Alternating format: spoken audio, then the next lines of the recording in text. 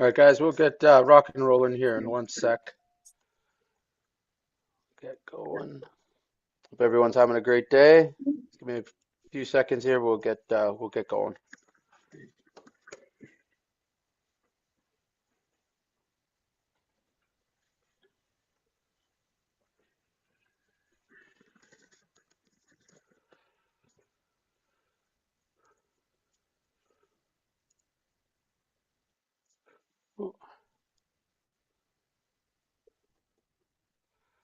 All right.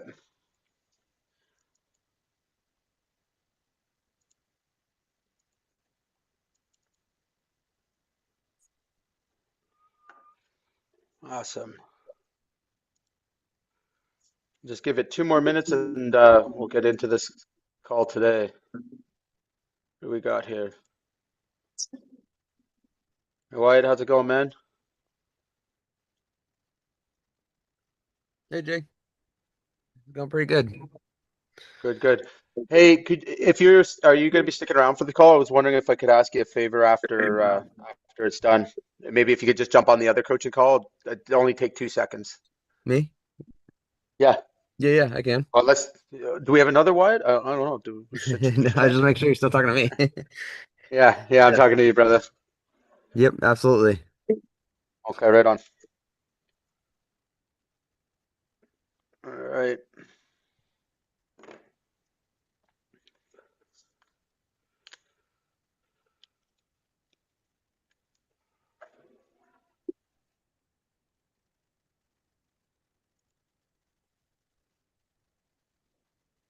Mario, how's it going, man?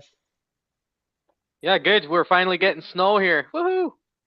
Well, you know what's so funny? The sun actually just came out the first time in like 4 weeks here. It's been like a nightmare. It's crazy. The sun lit. It's like the first sunny day we've had. I swear.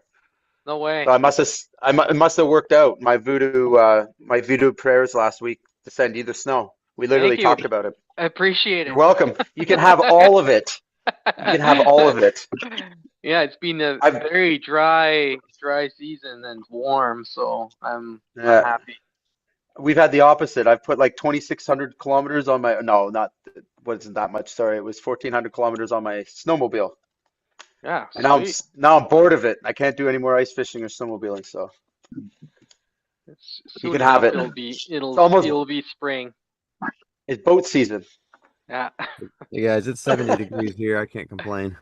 70? Yeah. Oh yeah. Yeah, it's been 70 all week. It's been freaking amazing. Uh, Got well, you But spring guys next got week, hit fever with there. the ice storm. yeah, we had like 2, 3 weeks of it, and then it went away.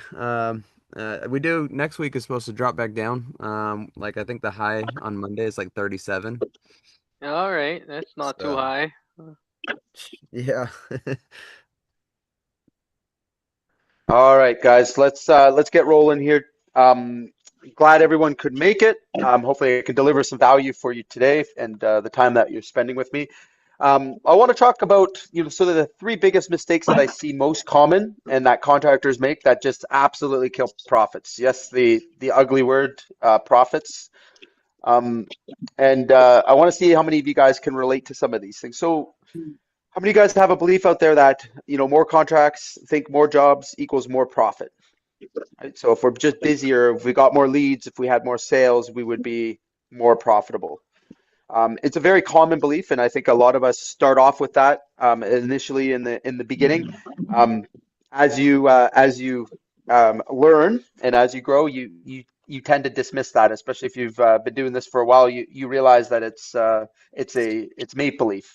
So a common belief is taking every job boosts your profits. So just doing more, and that's just not the case, right? So it actually spreads your resources thin, lowers the quality, increases mistakes. And especially if you are a smaller operation, I would say that this is the biggest plague, all right, is guys tend to want to take on more than they can chew.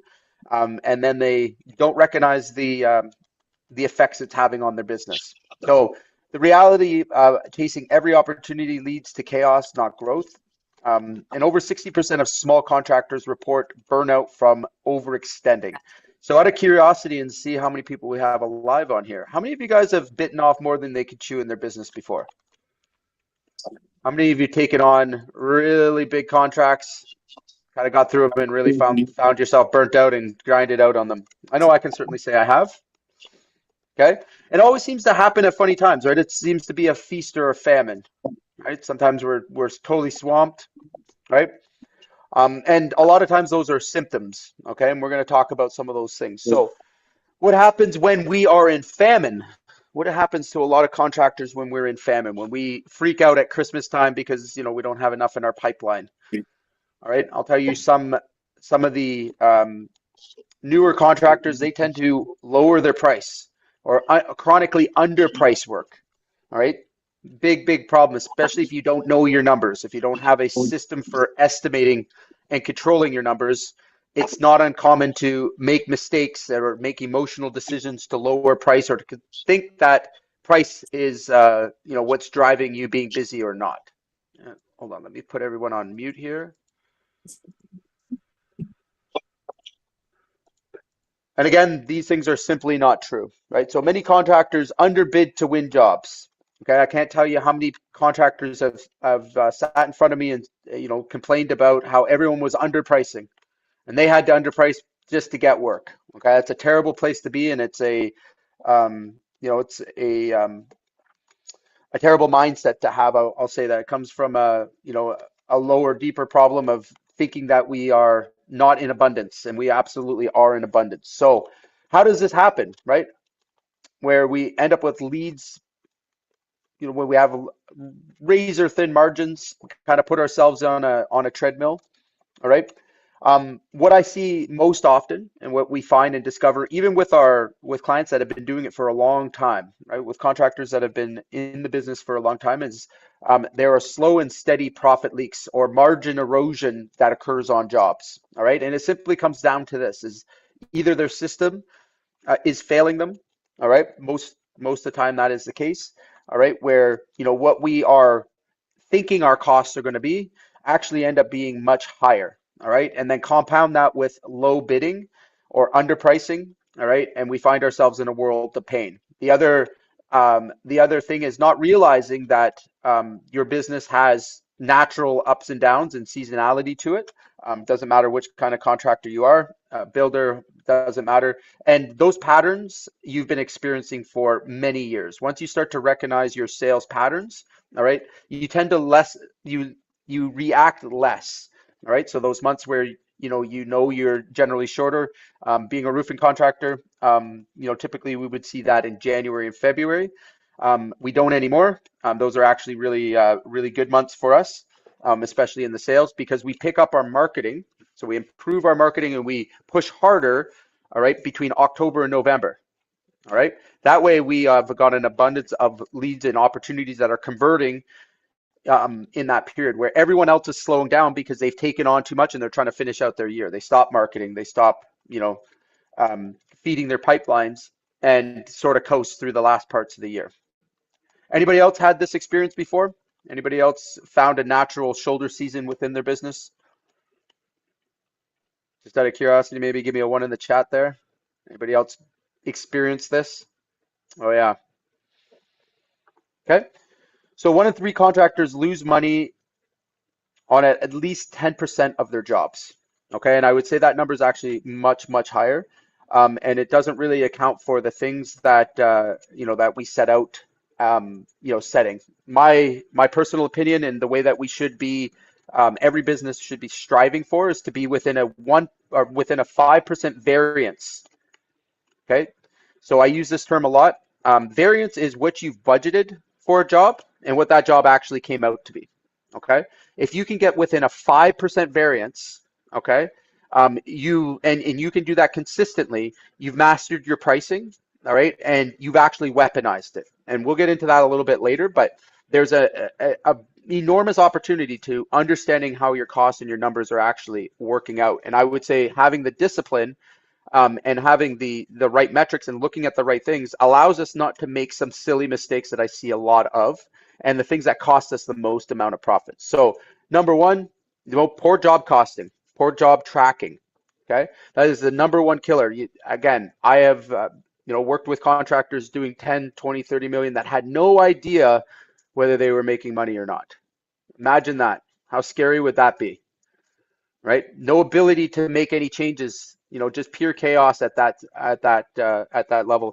What most guys aren't recognizing is by not doing job costing, you are cutting yourself off on about 10 or 15 other critical processes to your business. Okay? It's a major aha moment for anybody that hasn't, dedicated themselves, at least in some portion, into getting their numbers and tracking. Okay. It's where you start to regain control of your business and understand that you have strategic advantages by being very good at understanding the numbers, right? So not tracking labor and materials and overhead in real time. Okay, this is another one.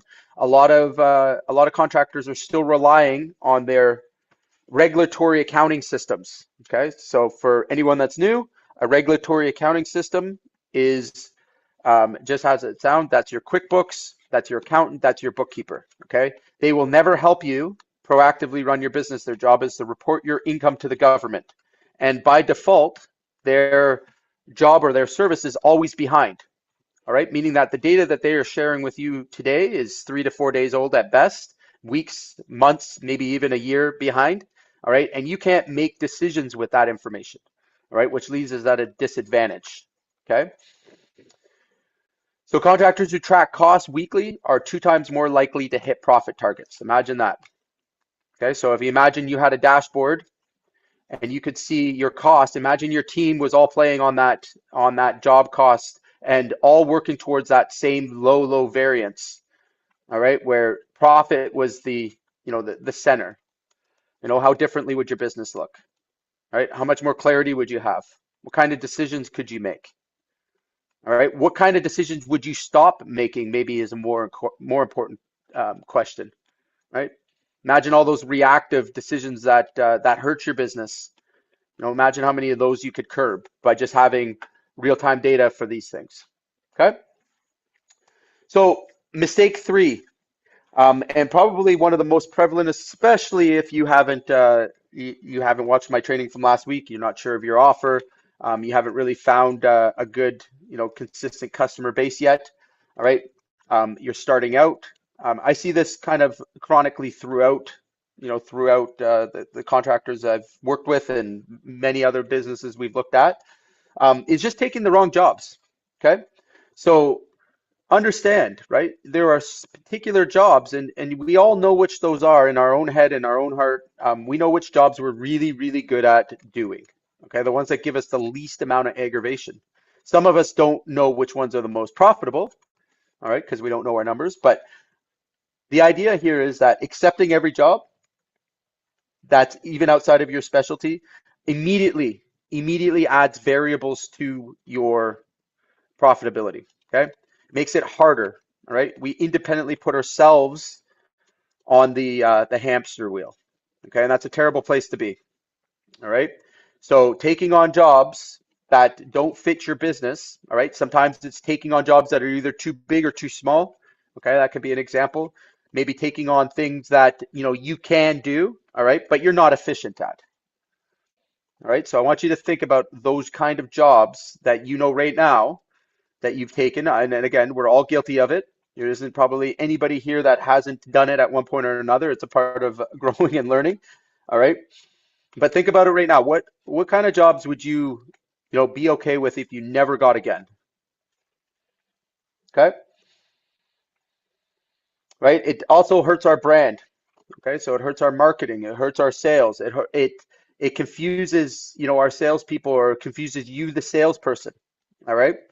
And again, it's very chronic. Once you get into it and you don't recognize it and you're not able to use data and numbers to make decisions with, you can chronically continue to take these jobs. Another good example is, for guys that are, remodelers maybe, okay, and they work directly for a homeowner, but the odd time they do some jobs for some investors, right? Same job, very different experience though, okay? What I found with investors, and I'm sure there will be a few people that would agree on this call, all right, is that they have a different outcome that they're looking for. And it doesn't involve you making a lot of profit, all right? Most homeowners have priorities, all right? It's their home. They're willing to invest and have premium, premium service. They don't want just anybody, where an investor has a different mindset. a different set of priorities that are going to affect your profitability. And again, their ultimate outcome or objective is to make a profit off of working, with contractors, which is absolutely fine. All right. But that might not be a fit for your business that's trying to retain a, 30% or a 20% net margin. Okay. That's just not going to happen. A lot of contractors can also run into this if they're doing commodity services for builders. Okay. So for a commodity service, all right, again, I'll use a roofer as an example. All right, that's doing new construction homes for a large scale builder. They're not going to allow you to make a margin, high enough, all right, that you would make, doing a residential house. Okay, and I'm just using that as an example. All right, but I want you to think about that again, and the way your business is structured and how you're looking at your profit and scalability. Okay. So 47% of contractors say bad fit jobs caused major headaches last year. Imagine that. Okay. Everyone here has a nightmare customer, don't they? Everyone can probably think of that customer right now in their mind, the one that's giving you a hard time. I have a few that haunt my dreams to this day. Okay. Um, but if you really dig deep into it, most of us could also predict that customer was not a good fit for our business. They went into it knowing that, hey, you know what? I don't like the vibes that I'm getting from this client, right? And a lot of it is, when we know we should have said no, all right, but we said yes. Okay, so I'm Hey, going to Jake, encourage everyone. Yeah. I just talked to one of those this morning, and like every time she talks to me, I'm extremely aggravated. But Yep. I'm 8 hours into this job, and I haven't seen a penny yet. At what point do you pull the plug? Second, so I'll tell you from my perspective. Okay, the second the red flags start to come up, all right, you're going to learn, and you hear me preach about it all the time, that my most profitable word that I ever learned was the word no. The second somebody gives me that vibe, or we determine that they're not our ideal client, and we know our ideal client very, very well. They have to be within a very small degree of that customer because we sell to the same person, same type of person over and over again. But the second the red flags start going up, all right, you know your business better than anybody else as an owner. Okay, then we have to get used and actually feel empowered in saying no, or no, thank you. Okay. And again, it's when we question it. If you already know, if you already have that feeling, 9 times out of 10, it's going to be right. Okay. And what we don't understand and what we aren't really factoring into it is that we take that customer and we don't recognize the damage that it causes and the loss of opportunity, the loss of momentum that it, creates in our business. All right. Just the pure stress, even, that your personal time. If you've already spent 8 hours with her and you haven't got a dime yet, to me, you lost 4 customers, right? So four Yep. potential customers or 4 potential opportunities could have just passed by, and that's what happens the most. Okay, and we see this pretty consistently, especially as we start to systemize sales processes. So one of the easiest ways to really start to see this in real time, if anybody's taking a good quality or a good amount of leads, all right, from various sources, is when you start to lead score. Okay. I know I have a few guys on here that are working with us, so we lead score. All right. It's an amazing thing that happens, an amazing thing that I've seen and that I've learned firsthand. When we stick to a criteria of what our customer should be, all right, and we don't go on our gut feelings and our emotions or how we're connecting with that customer, and we only go on a more of a data driven matter of fact approach with them, all right, our priorities and the type of customers that we start to service change pretty dramatically. All right. Opportunities start to appear that you didn't see before. People that, maybe you had written off or been biased towards, all of a sudden start being a lot more attractive. Right. But a lot of us don't take that time to build in that sales screening. All right. And, don't learn to sort. Okay. A lot of what we do, especially as you can generate, leads, is learning how to sort your leads, learning how to put people in priority. Okay. And especially getting good at saying no. Okay. I often tell people over 50% of my leads, all right, they don't qualify. So 50% of our leads, we say thanks, but no thanks. All right. And that can be for any, slight variation. Now, could we have sold some of them? Absolutely. All right. Like our business could grow a whole lot more. But at the end of the day, all right, we want to make sure that we're dealing with the exact person that our business is set up to serve. Okay. Anytime we get outside of that is when problems happen. All right. And when, in fact, we think we're adding to the business, but we're actually causing the business to slow down and taking momentum away. Okay, and this can go for builders. This can also be for it, like it's universal. All right, and making sure that you're connecting with the right, the right clients that are going to help grow your business, not help, reduce your size and increase your stress. So what I'm Oh, struggling with, I guess, is I don't have a ton of leads coming in, and yep. so I'm more inclined to try and make it work because I know there's not a ton of leads coming in because we were in a small area. Yeah. So that's a mindset thing. Okay. Whether you realize it or not, and again, this is something that you can quantify yourself. All right. The problem that you are experiencing now it actually started to happen 90 days ago. Okay. So we're just responding to it now. All right. And the reality of it, and I'll tell you, my true observations is that you will close just as much, if not the exact same number of people, whether you say, no to this person or continue to work forward with them, you're going to end up in the same place. Does that make sense? Just with less headache. Right? Right. So, but again, it's when you've done it enough, you either learn through pain or you learn through process. Okay. So learning through pain is the hardest way because it's, the information is right in front of you, but you got to have the discipline. You've got to have enough trauma. All right. And these customers can be outright trauma. I still remember my worst customers to this day. And I'm telling you, I have nightmares about them. Okay.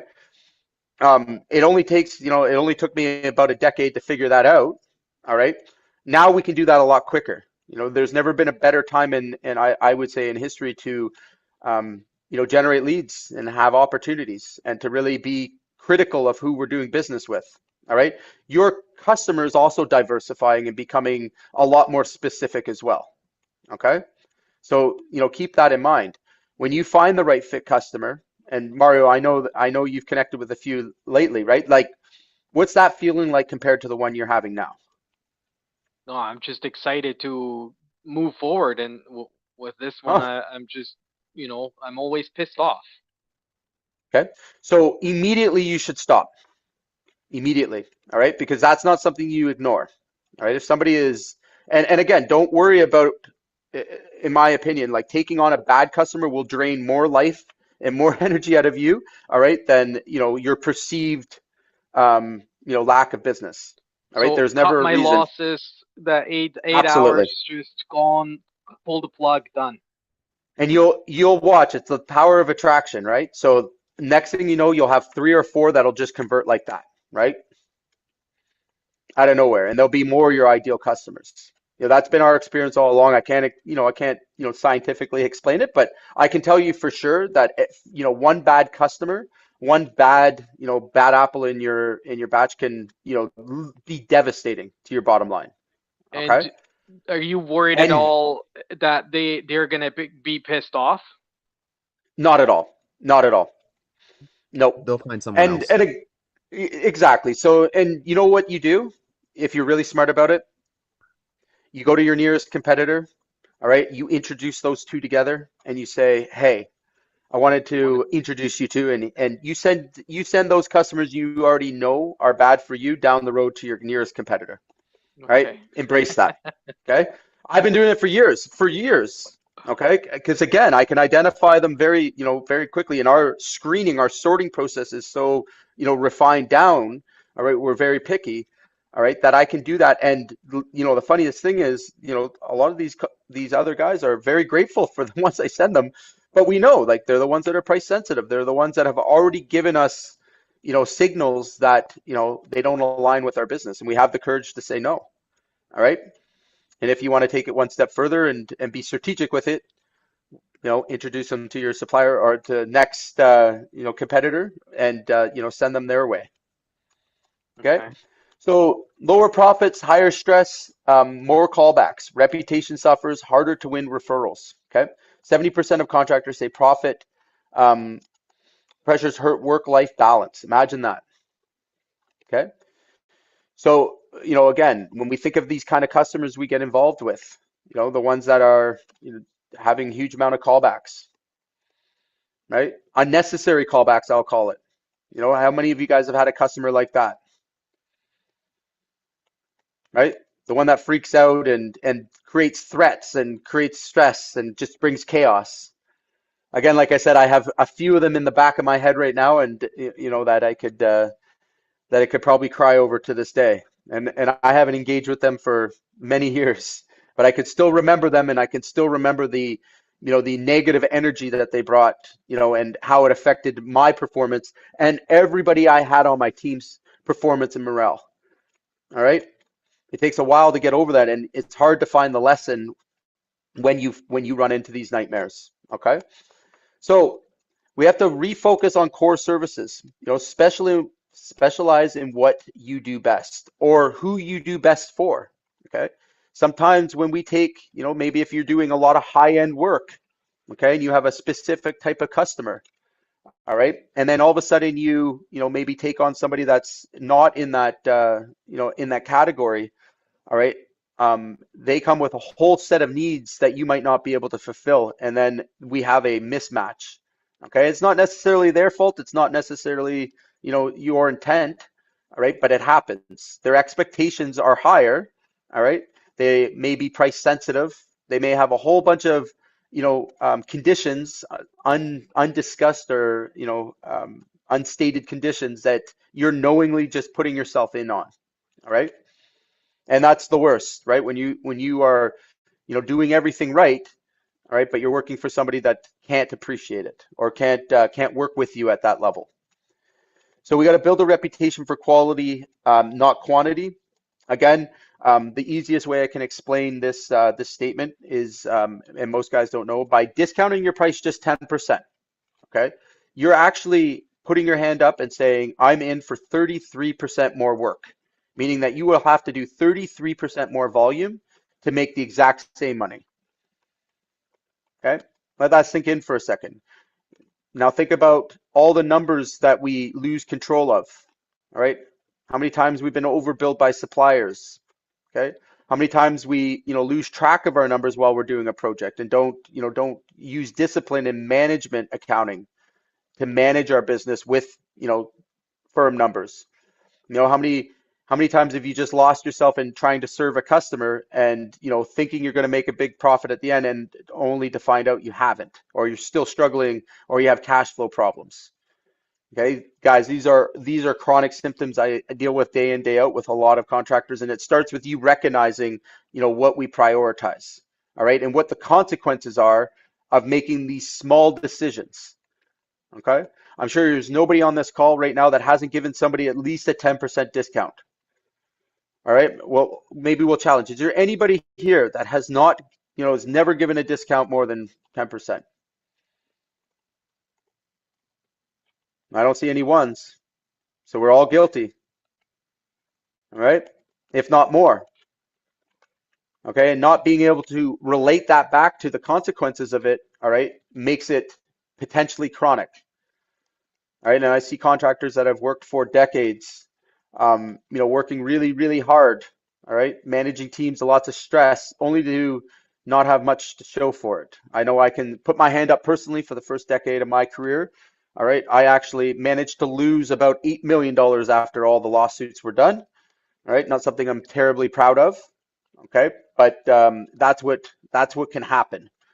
All right, recognize that we are in a very high risk, low reward business if you allow it. Okay, I don't think there's a more riskier business that we can be involved with. As an overall market, I don't think there's more of a riskier business. With all the variables that we have to be able to absorb to earn a profit in this business. It's not like selling a product. All right. So we want to streamline operations and profits. So, let's start to talk about some of the solutions to these problems. Okay. So first being, standardizing processes, checklists, templates, repeatable steps. All right. Your business should be boring. All right. I'm going to say this over and over again till someone really, really hears me and shows me what a boring business looks like beyond my own. All right. My business is so boring. Things are done the exact same way every single day. All right. That I don't have to be there anymore. And in fact, I would hate to be there. And they would hate to have me. All right. Because I like change. I like challenges.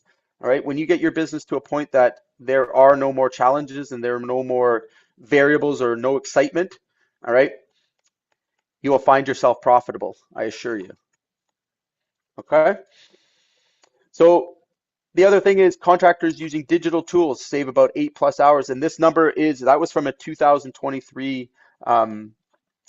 statistic. I am going to assume that that number now is much, much higher. I can tell you just with AI tools that I'm using within, our customers' businesses and my own personally, that number is at least double that.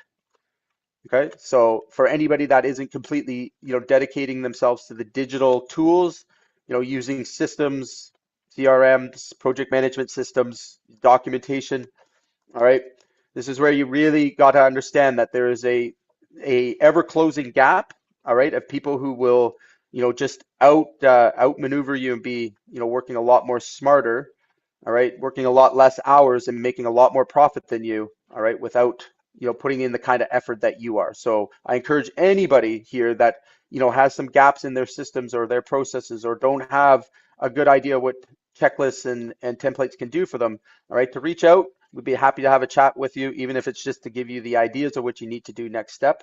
All right, but take this very seriously. Understand, all right, it's no longer a novelty in this business, it's a requirement, right? Anybody that's not consistently working on their business and building, these digital tools and these digital processes, all right, will be very, very quickly left behind. All right. And I'm open to anyone arguing with me about that point if you care to. All right, so let's talk about some quick wins and some fast fixes. All right, things that we can do today. And I hope that anybody that's still with me on this call, all right, is in the position to take action today.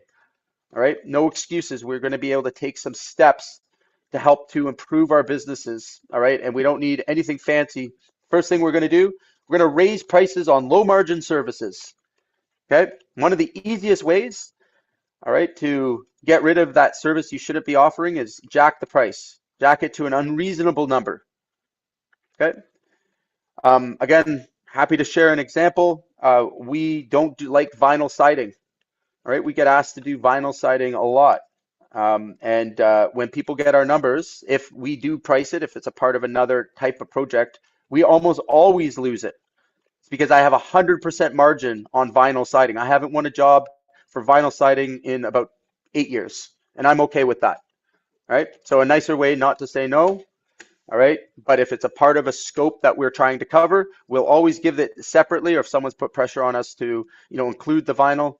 All right, and it's very simple why I don't like vinyl. I don't believe in the product. I don't, don't like the conditions that come with it, and our salespeople, can find a lot better products to recommend and prefer. So anybody looking for vinyl, pays about the exact same or more on a composite. All right. So again, we can upsell or add-ons. All right. So I want you guys to think of, especially if you are a service-based company, a home service-based company, one of the easiest ways I think nowadays is, really working on a good perfected offer, maintenance and warranties. Okay. Having a good maintenance and warranty offer in place, even if you're just a contractor, having a maintenance offer, if you've completed and you've got a good customer that you've had a good project with, they're going to have other things that they need done, down the road. Offering the maintenance will help you to stay on the top of that list. Okay.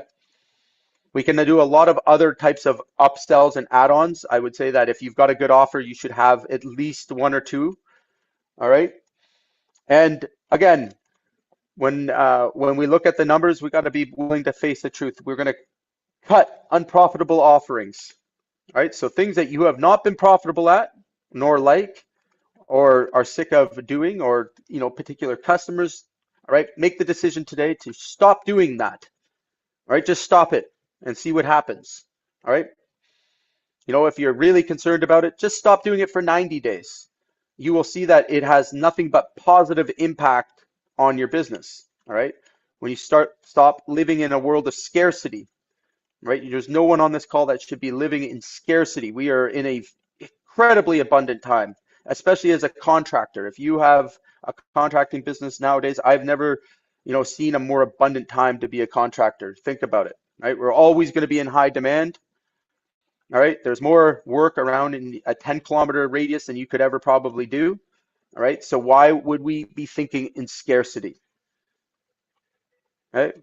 That's a mindset thing. That's how you are, you're putting yourself in that position. All right. As far as I'm concerned, there's never been a better time and an easier time to, be a contractor, and especially in selling, selling jobs and bringing in opportunities. All right. But you got to have an open mind to it. You got to be willing to do things, all right, for yourself, but also for your customers. And you got to be willing to say no more often than you say yes. I know that might go against everyone's beliefs, all right, but it's not about saying more yes. Right? You want to get to where where you want to go. You want to be the top of your market. All right, learn that word no. All right, focus on the things that are going to help your business grow with the least amount of friction. Okay. So again, how do we go about this? How do we start this process for ourselves? Okay. I'm going to make it really simple for you guys. I want you to list the 3 most profitable jobs. Okay. So think about the 3 most profitable jobs, top 3. Maybe it's a customer, right? Maybe you can remember their name specifically even. All right. I want you to make sure it's validated. Make sure you have a job cost to support that was a profitable job, not a job you enjoyed or you liked. All right. I care less about that. All right. I care more about, was it on paper profitable?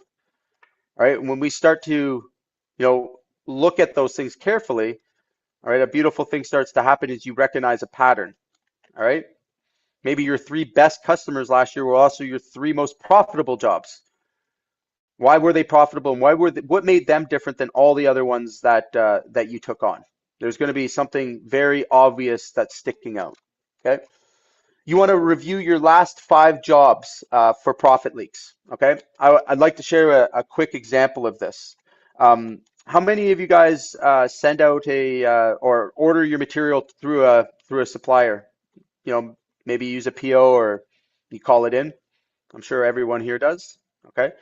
How many of you guys actually have a system, all right, for checking, what they've actually given you an invoice for against those things? How many of you guys are negotiating with suppliers? Okay. How many of you guys are having discussions, actually getting 3 bids and locking in pricing? Okay. There's so many ways to increase your margins, all right, if you're willing to do a little bit of the legwork, especially when it comes to suppliers, okay? Working with subcontractors, finding the other, other areas of profit leak, firing that employee that pisses you off and doesn't show up on time and, has a low productivity rate. Just fire them. Okay, that's a profit leak. Okay.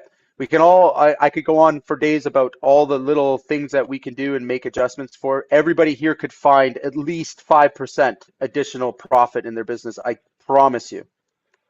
Okay. You want to say no to bad fit work. Just say no. Okay. If you want to, I have a document on literally all the different ways you can say no. All right. I'm happy to share that if you'd like. Right. We want to digitize one process, okay? Checklist, a pre-production meeting, all right? A pre-production agenda, a truck checklist. Like, just start looking at small things that you can systemize, and it doesn't have to be complicated, guys. All right? Some of the most profitable and the most cost-saving things are the simplest. They're the things that are going to be the easiest to implement. All right? Don't chase the big, huge things, the like implementing a big project management system this week or next week. Don't put that on yourself. Like, look for the simpler wins, the lower hanging fruit that are going to bring you immediate results. All right. If you're interested again, using us to, provide you with those systems and, give you those guidance, always happy to share your next steps. All right. SOPs. And when I say SOP, I want to be really, really clear with everybody, especially guys that have gotten into the habit of writing unconnected SOPs in ChatGPT. I don't recommend anybody. I don't recommend that anybody's doing that. And what I've been seeing, and maybe you guys can relate, all right, is when you have an SOP, all right, it's only as good as the paper that it's written on, all right, if it gets implemented. Right? So if we have a whole team that connects with it and it connects roles and it's built into a training or it's built into a policy that everyone agrees to, right? But what I see a lot is guys start things halfway, use maybe ChatGPT, start building an SOP process, not finishing it completely, and then it flops on the table, right? They try to take it to their team and their team just rejects it. Okay, there's a reason for that. Right? We don't just start in the middle of our business. We have to methodically go through it to make SOPs process actually usable. Okay, and I don't believe in just writing SOPs to sit in a PDF on your computer somewhere. We have to be willing to actually implement those. So, I want to talk about a quick case study or success story. All right, Bill Wright Construction focused on kitchens only. Profits up 40%. Okay, went from being a jack of all trades, doing all types of different renovations, focused only on kitchens. All right, seeing profits up 40%. It's pretty impressive. Okay, so they had the courage just to focus on that one customer. And this is not uncommon, right? So All Trades Inc. And again, we see this pretty often, that a lot of the biggest losses come during periods of growth, right?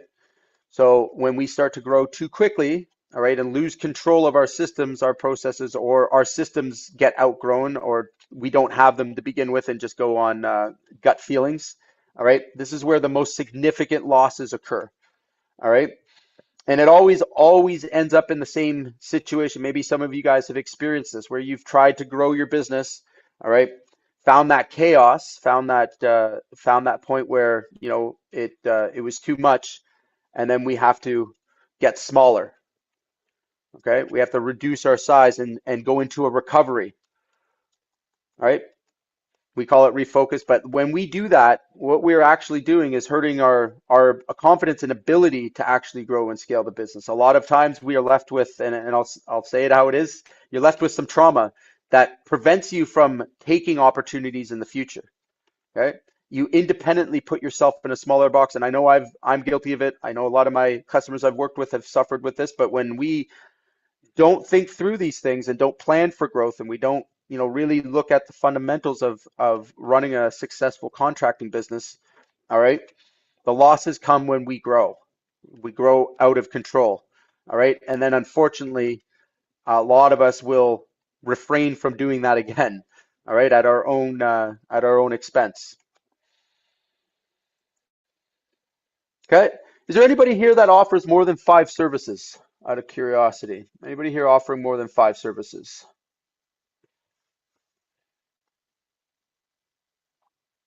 I'm not offering, but we do a lot more than 5. Okay. So, and I know that you actually do. So you're actually like producing more than 5. So with a general contractor, obviously you would be doing more services, right? Hmm. But you'd be subcontracting those, right? But Correct. you're actually providing 5 services, which my stance on that. I feel like that's too many variables, right? We can't be good at all those things, Hmm. right? So again, that's where, building relationships with people who are very good at the thing that you want to do least, right? You're going to find that, in the contracting world, that's especially as a general contractor, that's where you should be, right? We are transitioning to that with your advice. Yep. Yep. And again, you'll start to see the benefits pretty quickly on that end as long as you get good at selecting your subcontractors, right? You have a good Hmm. system and process in place for that. Because that's where, again, all it takes is one bad subcontractor or two bad subcontractors to, you know, cause you some pain. And then now we put that, that title on every subcontractor we encounter, Absolutely. right? So anybody else here offering more than 5 services? And this would be like an in-house thing. No? Okay. We kind of, I mean, we don't. We're a flooring company now. Yep. I was Gen 2 contracting, and we focused Okay. on bathroom and kitchens. Okay. But I mean, I didn't have the discipline to say no to anything. So Right. I did some stud to stud remodels and things of that nature. But I was raised up as a floorsmith, and so Hmm. I realized that most of my profitability was not, I had like a 21 or 22% gross profit margin on remodels. And then I Yep. had a 41 to 49% gross profit margin on flooring projects. Hmm. So I changed the name from Gen 2 contracting to Gen 2 flooring. And now we focus entirely on flooring. We offer more than five types of flooring, but it's all flooring and tile related. Yep. So Right. And again, what you'll find, and what a lot of, contractors, especially if you can be single trade, um, is that first of all, your riches are in your niches. That one thing that you do really, really well, all right, the thing that is, motivating for you, and this is in the single trade side, all right, the better you become at that, and the more you focus on that, all right, you put yourself in a group that, all of a sudden you don't have, pricing issues, right? We don't have volume issues because there's no one to compare to, right? So if you could be the absolute specialist of a certain thing, again, think of the world we're living in, right? People can find you much easier. It's not like just going through the phone book, all right? But people are very much looking for specialists, okay? And when we set our goals and we, put in the discipline to say, hey, I'm not going to do anything outside of this box.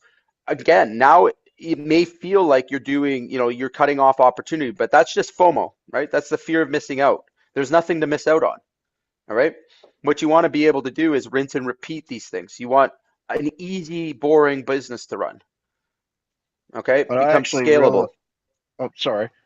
Yeah, go ahead. What I what I actually realized was when I changed over to being a flooring specialist rather than a Hmm. remodeler, I actually realized I got a lot more referral work For sure. because most people, when they're looking to have something done, no, of course, there's exceptions, but what I found in my area is that, oh, hey, I have this flooring issue. Well, they're Hmm. not looking for a full remodeler to do that work. So the Nope. client that I worked with isn't going to refer me because I'm a contractor or a general contractor. Whereas, they're telling all their friends about the tile work or the shower I did.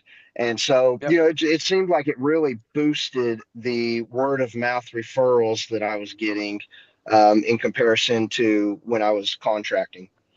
Totally. Again, we could put it into simple human nature, right? If you had to have your appendix removed today, all right, are you gonna go and look for a general practitioner or are you going to a surgeon? Right. Right? So people think this way, and again, especially with the world we're living in, you know, people are more and more looking for someone specifically. And we have such a small opportunity to make an impression with them. So when we show up, and even a little bit distorted, and again, as you do business with people in higher, higher income brackets, you realize it even more, right? Those type of people, at least from my experience, they're looking for someone that's going to solve their problem with complete peace of mind. All right. Then you're in a group like there is no one to compare to. It's the guys running around trying to be everything, offering all these services. When they show up, all right, they're not saying the right things. They're not indicating that they can solve a problem that person has. All right. And again, this is going to continue to compound because look at the way that we look at reviews, right?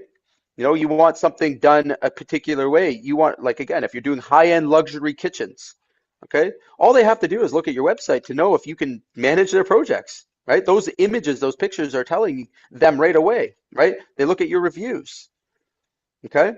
They look where you're located. Like, people do this subconsciously now, okay? And now we add AI to all these things. Like, the more that you can niche down, and then I'm talking single trades, right? It changes a little bit in terms of if you are a general contractor, it's more about picking the size of projects and picking the type of customer you're going to work with, right? It's about being very, very careful in having that defined, right? And that is the ticket to growth, because once you figure that out, once you find that spot, all right, and a lot of us, it's been there the whole time, we just didn't recognize it, okay? Marketing is so much easier, okay? And we talked about this last week, but like, if you have a break in your offer, all right, no marketing in the world is going to save you. All right. And the first way to be, dead on, like, is to offer too many things, right? Again, it's like walking up to someone and be like, hey, I can build your house, wash your car, take your dog for a walk, right? Like, what the fuck? Like, is that what people are looking for? No, right?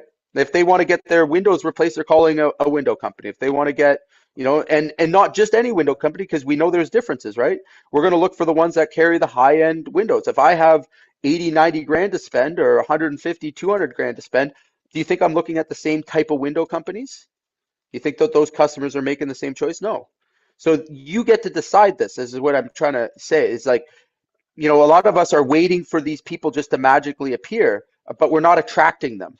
All right. And it's because we're not being intentional enough and saying, hey, and it's funny how it works, right? Because once you lock in and you dedicate to that customer base, even if it's small, all right. Like, I can tell you, when I started my metal roofing business, people thought I was absolutely nuts, absolutely crazy. I took a big loan out on my house and I bought a roll forming machine. And I am in a rural farm area. Like, there is no cities around, nothing, and I've got a standing seam machine. But I knew something, all right, is that most of the farmers in the area had barns, and there was a lot of steel.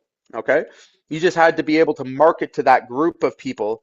And again, like you said with the referrals, like I started the whole company, the whole division, I should say, because we had a roofing company at that point. And within 2 years, it eclipsed everything else that we were doing, just by knowing who would want to buy that product and who needed that and where the demand was, and not worrying about, trying to sell it to everybody. All right. I got comfortable enough to say, hey, no, you know what? You'd be better off, working for this guy, or this guy can help you out. Right. So anybody that's curious on how to say no or still struggling, I threw a document in there that can be helpful. All right. Again, I encourage everybody to have the courage and the discipline to learn to say these things. In your mind, and again, it's just a matter of, deciding and then systemizing that word no. You'll be there, when you can lead score and you can have somebody else set your leads for you, or your appointments rather. All right. And be okay with not, having 50% of your leads not qualify. All right. And that's really how picky you can be, because it's just a numbers game at that point, right? Even if your marketing's on, even within that, we've got to be very, very, intentional and focused on who is going to give us the least amount of aggravation. I'll leave everyone with this last little piece that I sort of live by in terms of looking at business. All right. Simple scales, complicated fails every time. Okay. Even in this really complicated world we live in, and like all the AI, like, trust me on this, guys. Like, it's not going to take all the fancy things. Those things help. All right. AI and all the, the fancy tools and everything that's available. All right. Those things help, but it doesn't help you if you haven't figured out the first thing. All right. And that's who you're going to do business with. If you haven't figured that out and you don't know who that person is, all those things are going to do, and all these other, strategies and tactics and everything else that we're, being pumped into us, all right, is only going to increase your unhappiness and increase, the likelihood of you, finding yourself in these spots where you've worked really hard and made no profits, right?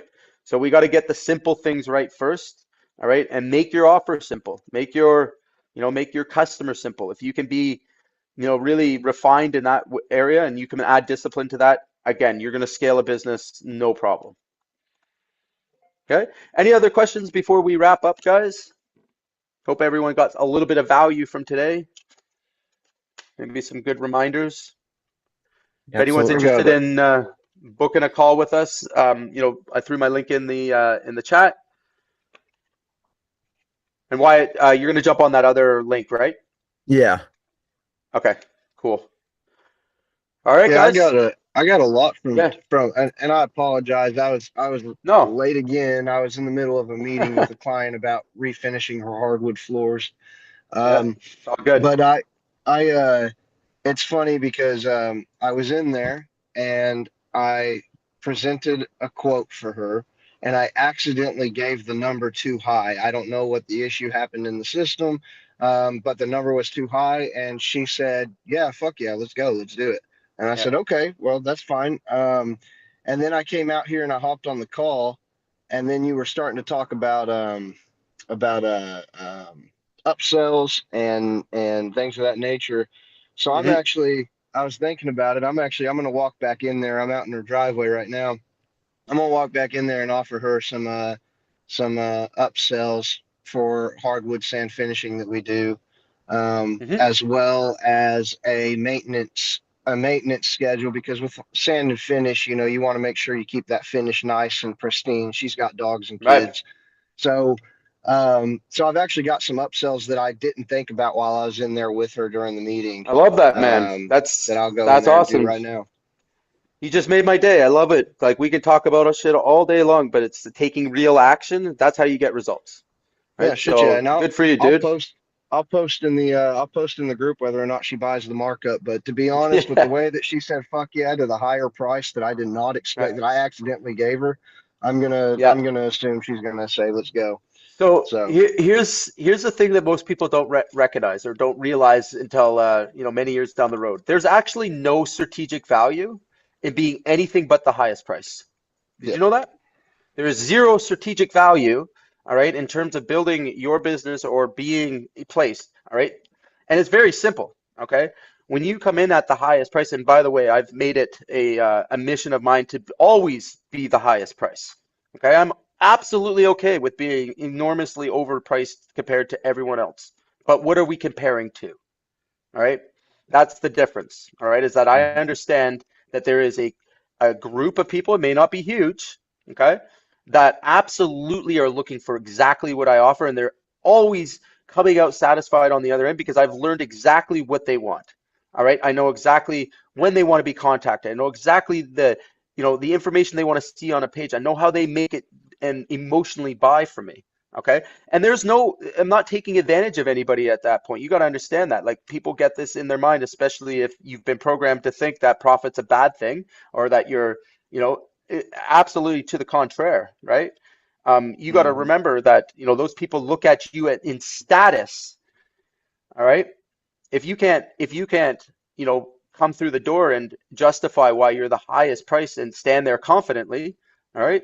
You don't deserve to be there, right? It truly means I that you get exactly what you put out to this universe, right? So if you know that you're worth every dime of that offer that you're making and you've thought it through, every dollar, where is that going? What are they getting for that? Right? And you've tested it enough and you understand it enough, you're going to hit that spot. And like I said, when you do, all right, that's what takes companies, over and beyond. And that's what brings freedom. I'll be honest with you. Like that is exactly, it's not marketing, it's not sales, it's not fucking tactics. It's learning that first. Everything else is built on top of that, right? Everything else enhances that experience. But like until you figure that out, all right, until you stop bringing price and screwing yourself before you even get started, all right, and putting that as the main decision decider, then you're going to struggle, right? We're never going to find that customer that we need to be doing business with. Does that make Yeah, and sense? it's oh, absolutely. And another thing too is that if you're competing on price, the being the highest, not having a strategic reason behind it. If you're competing on price, everybody's competing on price. Well, you're telling. Everybody's saying, "Hey, I'm the cheaper option. Go with me." And Uh-huh. I shit you not, the best clients that I've had have specifically told me I chose you because I didn't want to go with the cheap guys. I mean, Well, there's a whole because fucking is exactly because again, what do you like when you see a cheap Chinese product? Okay, all right, it may actually be just as good as the more expensive one, but how many of us are programmed to know that that's a not of quality product? Right? It's Yep. just consumerism, right? We're all programmed this way to see that. So like that's what I mean by when you walk through confidently with the highest price, all right? And especially if you're doing tiers and stuff, like then you can really justify and find that range, right? Where your customer's at. All right. But think about the guy that comes through with the lowest bid. Like they don't even fucking like and this guy's walking away thinking he lost the job because of price. Oh, Jay Carter must have underpriced. Oh yeah? No, I sold it for twice the price that you charged. And I do that Mhm. I do that to my own companies. Like again, I have other roofing companies and we do that to them that I own. So like again, the more and more you get that out of your head, it has nothing to do with price. 50% of the time. 50% of the time, and that's just statistically, okay? Yeah. That half the population, 50% is value orientated. Okay. Hmm. Meaning the price is less important than, working with someone they can trust, working with somebody that has a good reputation, like all of these other things that we neglect when and we can't actually give them when we're the lowest price, right? Again, can you be the absolute lowest price in the highest quality work? Is that actually possible? I've got a lot of bad tattoos, man. Right. There you go, And right? So I you mean, can't have quality and cheap at the same time. but how many guys go out there and try and do the same thing? We were talking about it last week. Like I do good quality work. No, that like everyone does good quality work. Of course, like no one's saying they're doing anything but good quality work. But here we go in bumping our chests and saying I do good quality work. You look like a bozo and you force your customer to choose on price because every other bozo comes through the door and says, hey, look at me, I do good quality work. Like Yeah. again, and then all you have to be is just a little bit different. We go in and we ask the right questions and we give them a price that's, breathtaking.